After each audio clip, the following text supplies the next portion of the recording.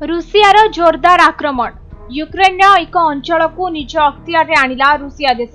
ଟ୍ରମ୍ପଙ୍କ ଚେତାବନୀ ପରେ ମଧ୍ୟ ବଢୁଛି ଯୁଦ୍ଧ। ରୁଷିଆ ସୈନ୍ୟ ଜୋରଦାର ଆକ୍ରମଣ କରି ଉତ୍ତର ୟୁକ୍ରେନ୍ରେ ଥିବା ଏକ ଅଞ୍ଚଳକୁ କବ୍ଜା କରିସାରିଲେଣି। ଜାପାଜନୋଇ ନାମକ ଏକ ସହର ଉପରେ ଲଗାତାର ମିସାଇଲ ମାଡ଼ କରିଥିଲା ରୁଷିଆ ସୈନ୍ୟ। ମିସାଇଲ ମାଡ଼ ପରେ ଏହି ସ୍ଥାନକୁ ନିଜ ଅଧୀନକୁ ନେଇଛି ପୁଟିନ ସେନା। जदि देखिबा एहा छड़ा रूसिया सेना यूक्रेन अनेक स्थान रे कब्जा कर सारिछि।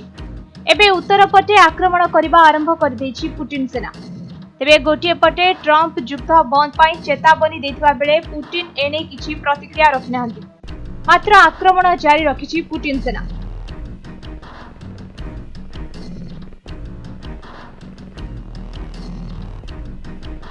ए घटना नहीं विश्व रे एबे चर्चा जोर रे चलीछि। जदि देखिबा ओमानिया हुती संगठन को पाने देबाकू अमेरिका आक्रमण करथिला। ट्रम्प शपथ नेबा परे प्रथमे येमेन देश रे थिबा हुती संगठनर कार्यकलाप को टार्गेट करथिले।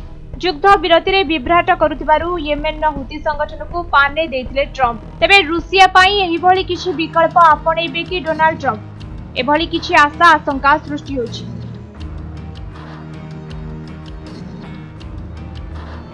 तेबे एपरि हेले मध्य प्राच्य रे युद्ध कमिवा बदल रे बढ़िबो, कारण दुई देश सामरिक क्षेत्र रे शक्तिशाली अटंती। एहा छडा दुई देश पाखरे परमाणु अस्त्र शस्त्र मध्य रहिछि।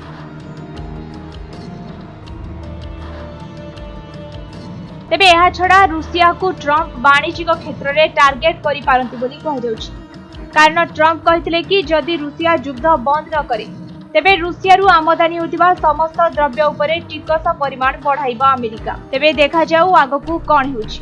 ब्यूरो रिपोर्ट समय लाइव।